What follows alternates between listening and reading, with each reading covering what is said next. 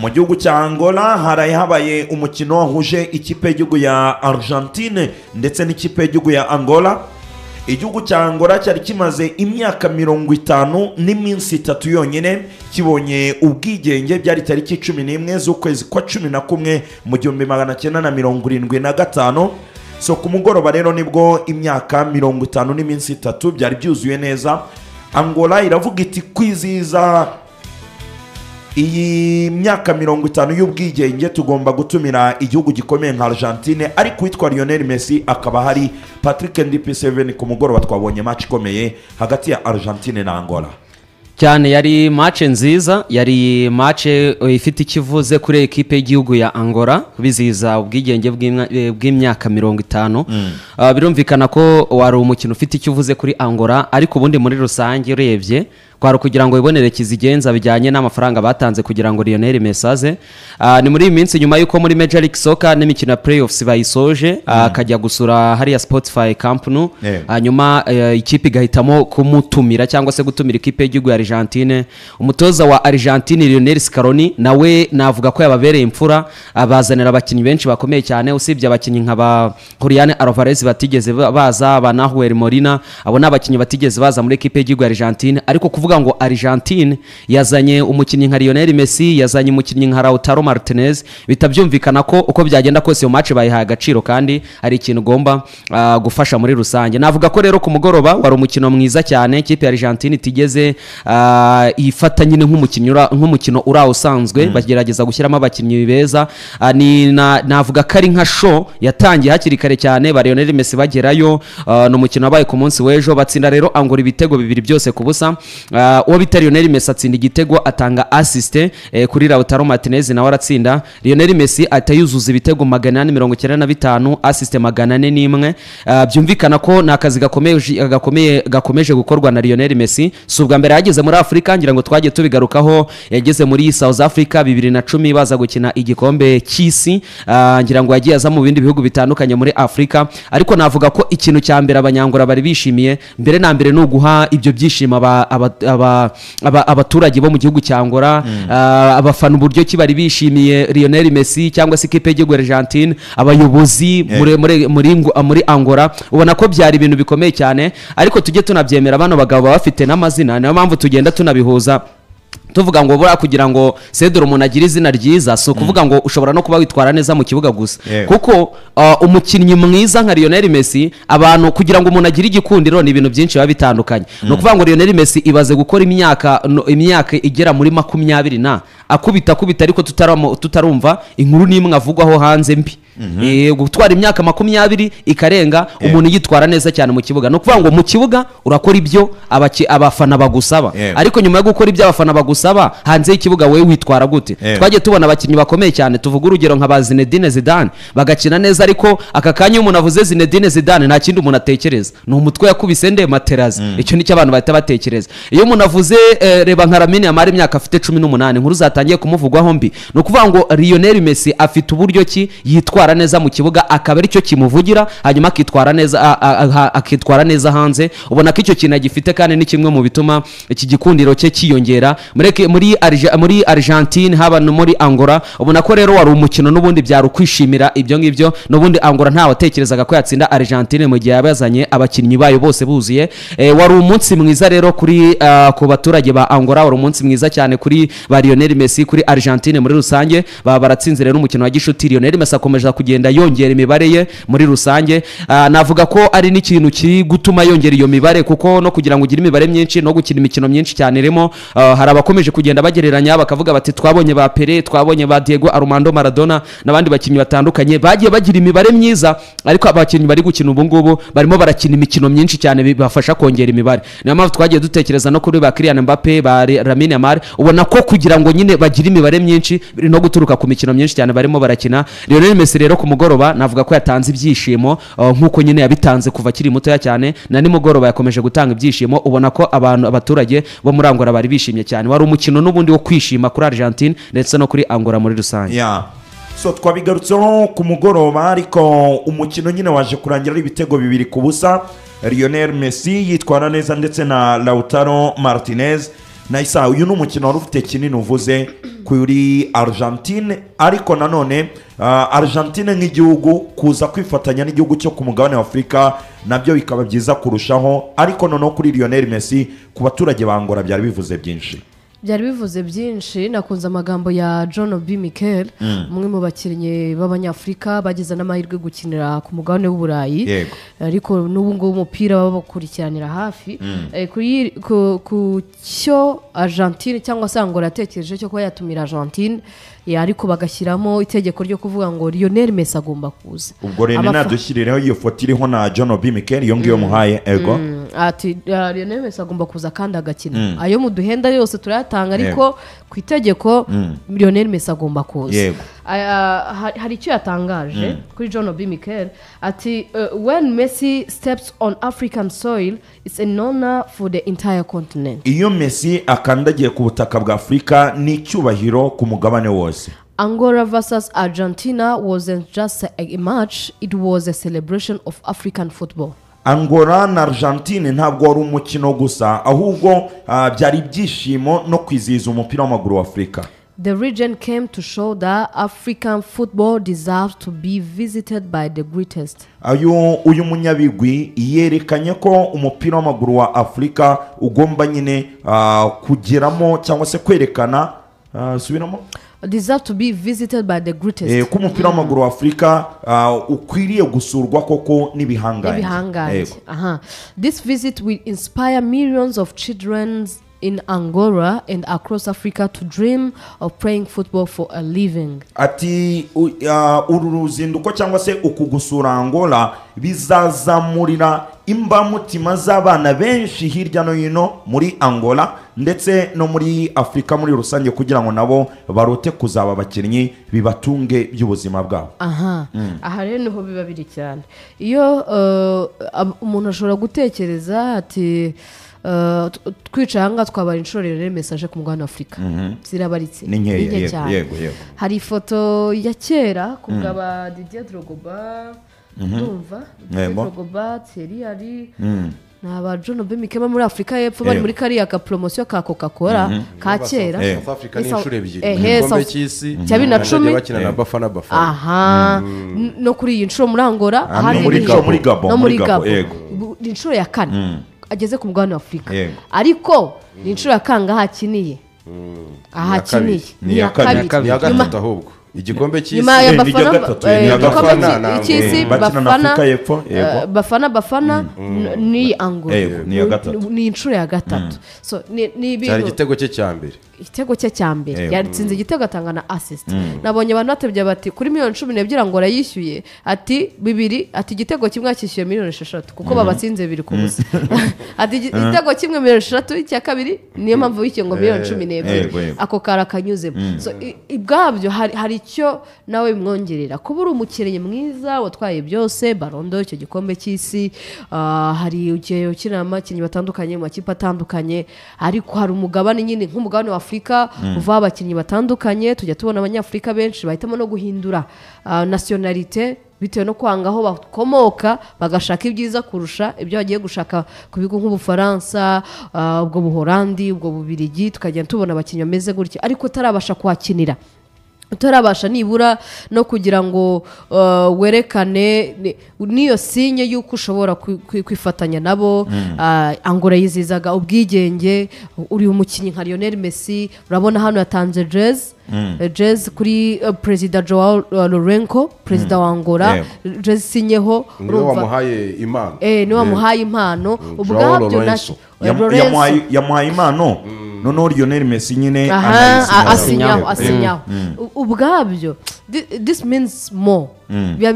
biba byagutse cyane kutuko umuntu abitekereza. Hari umunyango uri hariya uretse kumva ba mabururu ukuvuga ati ariko Lionel Messi burya nukunguko asa nuko akina tunajya murebera kuri televiziyo ndamubonye. Hari nk'umubyeyi uvuga ati babona umwana we ujya gukina umupira ati jya kwiga, mvuze ngo iki jya kwiga.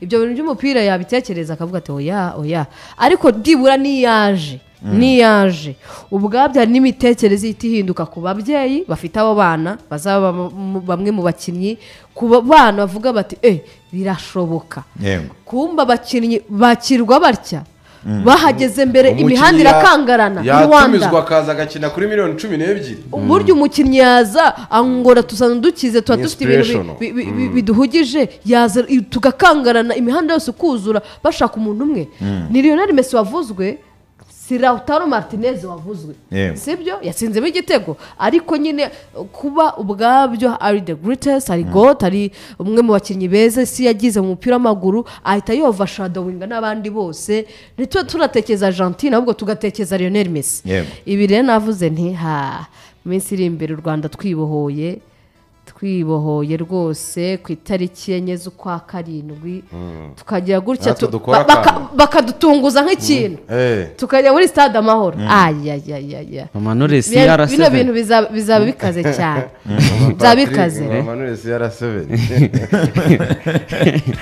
so ngibyo neno kuri Lionel Messi hanyuma tukiri kuri Lionel Messi gato nuko iyi jezi nuko ngo Messi nawe hari jezi yabahaye urumva yaba uyu president wa Angola Joao Lourenço yaba n'umugore we nawo Messi yabahaye jezi azanye famille yose ariko nono iriya babonye barayimanika mu nzu ndangamurage iriya babonye kuri YouTube ni jezi nono president wa Angola yahaye Lionel Messi aha so hanyuma rero tukiri kuri Lionel Messi amakuru amuvugoyo ni menshi kuko mu ikipe ya FC Barcelona twabigarutseho gatoya NDP7 ngira ngo twari turi kumwe muri match kwa kane uwo bita Joan Laporta atangaza ko Lionel Messi azubakirwa statue hariya kuri stade Spotify Camp Nou arani ibingibi uyu mushinga uvuze iki kuri kariyeri ya Lionel Messi mbere na mbere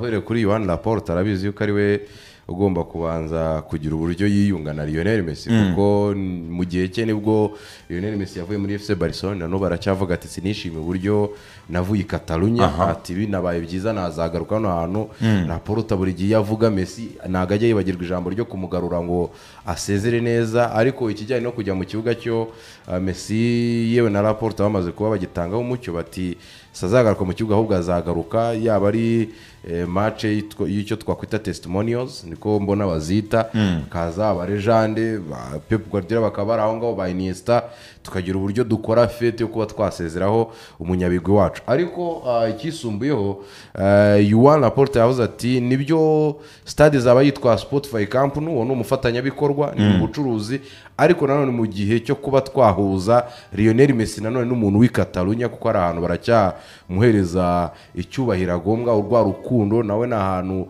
ubona ko avuga ati mbere yo kujya muri Angola reka cyangwa se mbere yo kujya hariya kuri stade ya Betis mu myitozo reka tubanze tunyure i Catalunya mbanze ndebe hariya mu nzu nabayemo kandi nakoremo amateka Messi nawe kona ko nyine aratashye rero bivuze ko kuri Laporta yifuzaga kuba mu gihe cye nyuma y'iyo stade y'icyo twakwita ikirango nyacyo cya ekipe cyangwa se gikurukuruta ibindi ariko avuga ati reka cyeho n'ikiraro gihuza iyi stade gihuza aba bafana ndetse n'ibigwi byagiye biranga iyi ekipe by'umwihariko arimo amateka n'uwo yagizemo uruhare ari nka Lionel Messi rero ikindi gikomeye mu kuba nk'aka kantu yagashyiramo iyi saha tubyibuke ko bita Lionel Messi hagiye hanze amakuru avuga yuko Lionel Messi ashobora kuba yazaba arimo arabakinga abatari ku ruhande rwa Joan Laporta mu bijyanye n'amatora yaba ubwo ari Font abantu baramwibuka Victor Font yaba ari abandi bagiye batandukanye bose bavuga yuko ku bwa Laporta mu gihe bazagiye mu bihe by'amatora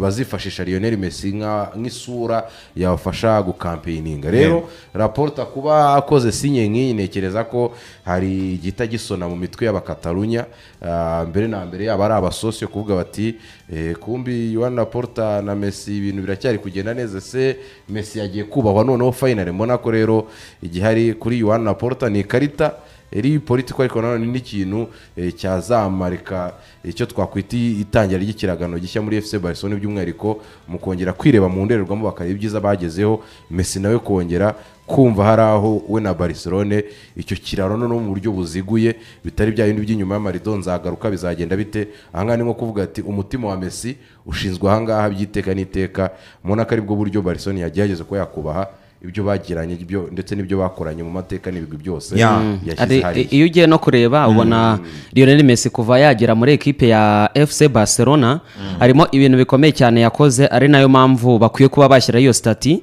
ni nayo mpamvu tubona ko twese nta muntu n'umwe wabirwanya hariya, kubera ko Cedro nujya kureba Lionel Messi apare yo kuvuga ngo yitwaye neza cyane mu kibuga, abantu babyibuke neza cyagiye COVID-19 iza basabye ko bagabanya imishahara, Lionel Messi aremera agabanya imishahara nubwo harimo n'abandi bagiye basa nkaho babyanga, ariko ubona ko Lionel Messi yanaba gushyiraho stati hariya byanaba n'ikintu cyatuma byigwa no ku bandi bana bakizamuka, ko niyo ugiye kureba ekipe ya Barcelona ni ekipe ikinisha abakinnyi bakiri bato, ni ekipe ikinisha abakinnyi bakishaka kuzamuka. Rero baramutse bashyizeho stati hariya bakajya bababwira bati Lionel Messi nguyu yaje akiri muto hano akina muri La Masia, arazamuka akinira ikipe ya Barcelona, atwaramo za Champions League, atwaramo ibikombe bya shampiyona, hari uburyo ki byajya bisoundinga neza bari kubivuga ariko bigaragaza na stati, kuko buriya umuntu akubwira ikintu unabona ikintu kibigaragaza nyine factor igaragaza icyo kintu akubwira biba byiza kurushaho. Rero Lionel Messi nawe ku rundi ruhande ni ugiye kureba n'abandi bakinnyi bagiye bubakirwa stati ku yandi mastade agiye atandukanye hirya no hino,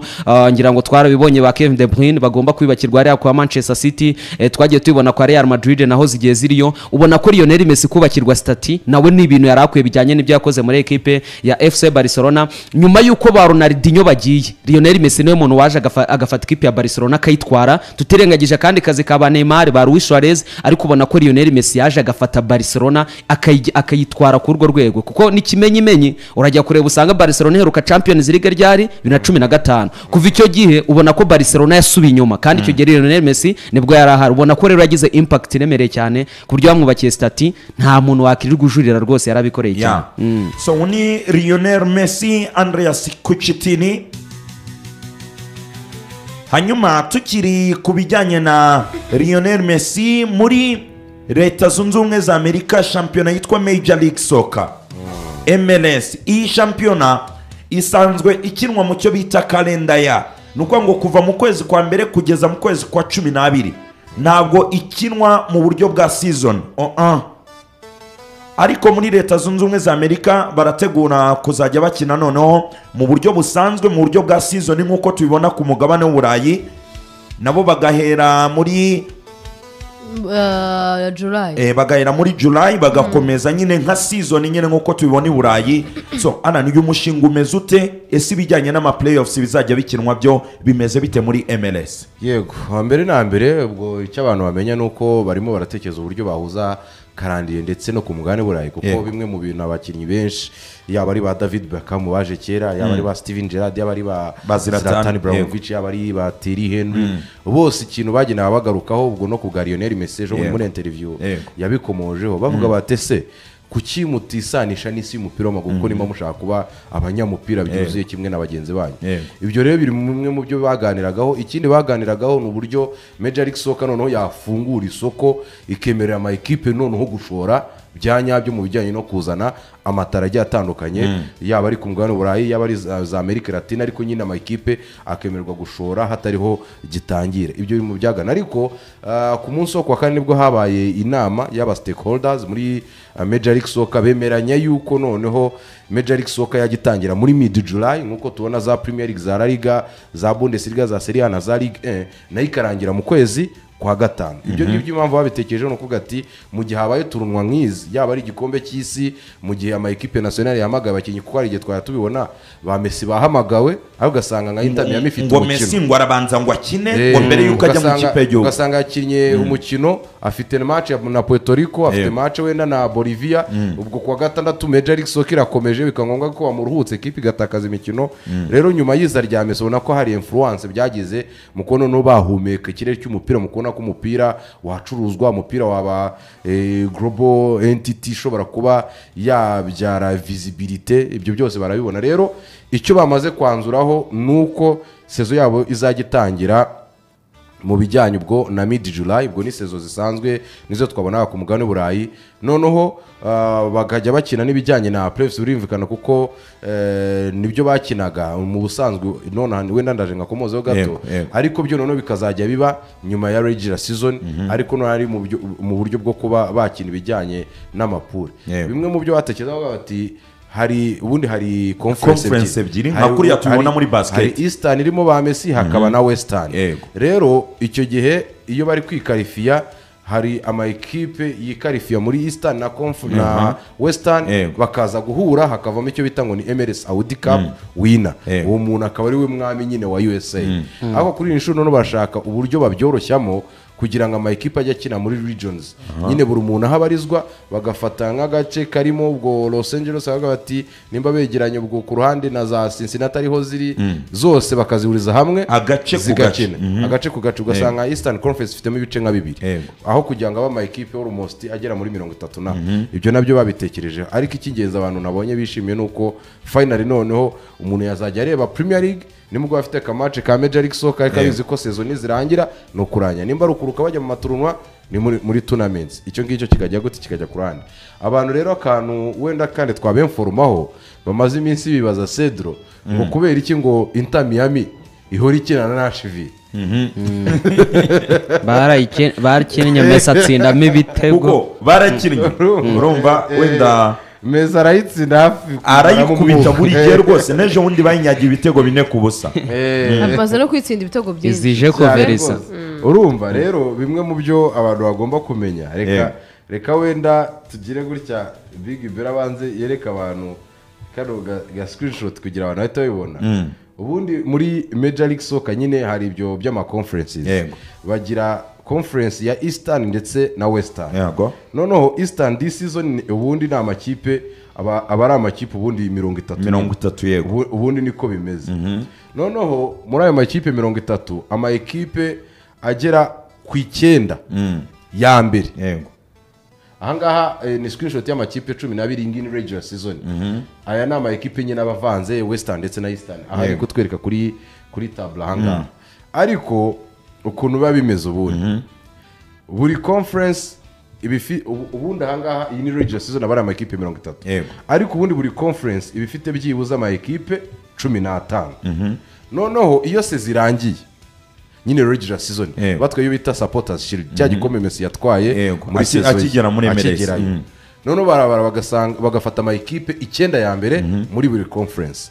Iyo maze gufata ama ekipe 9 ya mbere iya 8 n'iya 9 zikina icyo bita wild card. Nyine umukino wo guhitamo ekipe imwe ivamo zikaba ekipe 8 zonyine. Sibyo? Ubwo akabaye ama ekipe angahe? 8 nyine. Ariko iyo iya 9 n'iya 8 zihuye hagasigara imwe akama ekipe 16. 8. Ubwo muri Champions League babyita round of 16. Sibyo uko twari tubimenyereye ndetse nuko bimeze ubu ngubu. Noneho iyo maze kuba ama ekipe 16 ukuntu bita bigenda. Avuga bati ama ekipe yabaye ya mbere ahita yisanga mu mikino ya 1/8. Sibyo? Ubwo ni 1/8 ahubwo 1/4 muri quarters. Ubwo ni bafasha amakipe 8. Yego. Ni 1/4. Amakipe yagiye yitwara neza. Iya mbere muri Eastern n'iya mbere muri Western. Zo zitazisanga muri 1/4. Taruka 1/8. Aha, none andi ma ekipe yose agakina icyo bita ngo ni best of 3 series. Mukina match 3. Yego. Niyo mpamvu Nashville na Inter Miami bagiye bakina imikino nyine match 3. Nuko ngo bano byumve umwaka wabo ujya kurangira ikipe ya Inter Miami yanyagiye Nashville ibitego 5-2. Aho ngo nyine shampiyona yabo yari irangiye mbere yuko bajya muri playoffs.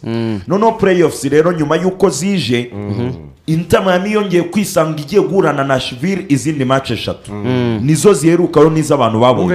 Inter Miami yasoje ari hagati. Nuko ngo Inter Miami yatsinze Nashville 5-2. Umwaka wabo burarangiye. Birarangiye. Noneho muri playoffs Inter Miami itsinda Nashville 3-1. Nashville nayo itsinda Inter Miami 2-1. Noneho Inter Miami yongera gutsinda Nashville 4-0. Noneho bakina imikino 3. Iyo mikino 3 ikinwa gute? Ekipe iri imbere ku rutonde niyo yakira imikino 2. Nyine bakubaha yuko yitwaye neza. Niyo mpamvu Inter Miami yakiriye match 2. Noneho bahangana no kureba utsinda match 2 muri 3. Noneho iyo banganyije match tuvuge match ya mbere Inter Miami iratsinze, match ya kabiri ziranganyije batera penalty kugira hagire uwegukana iyo ntsinzi, kugira ku mukino wa nyuma iba ari finale. Nyine umuntu umwe atwara iki intsinzi biwaniremo tumenye uwatsinze imikino myinshi watsinzwe imikino myinshi. Sibyo ibyo ngibyo kajya korana. Noneho dore ahangaha nifashishije tableau y'uyu mwaka n'ubundi nyine muri playoffs Yego. cyangwa se ubwo twite round of 16 abantu bari kubona akantu hejuru best of 3 izi nizo ekipe zari zirimo Yego. za Dallas sibyo za Whitecaps za Cincinnati barabona iyo bita Nashville barabona iyo bita New York City zose na Los Angeles zirimo zose za San Diego zose Yego. na za Austin ahangaha aba bose bakina icyo bita best of 3 ni match 3 yego none iyo bamaze gukina match 3 utsinze ahita akomeza muri kimwe cya kane yego abantu bari kubyumva noneho biroroshye yego niyo mpamvu bakina ubwo izo match 3 ubona foruma yabo noneho na tombora yamaze kuba igira gute irangira ubu ngubu ubwo ama ekipe agiye kuba akina kimwe cya kane ubwo last time Lionel Messi yakubitiwe muri playoffs batwaye supporters shield baba ba mbere ariko bageze muri quarters bahita batsindwa na ekipe ya Hugo Lloris LA ibintu bitabijya mu buryo so noneho Bing Bero natwereke uko tombora ubu ngubu bihagaze kugira abantu bahite babibona neza cyane uko ama ekipe azaba ameze.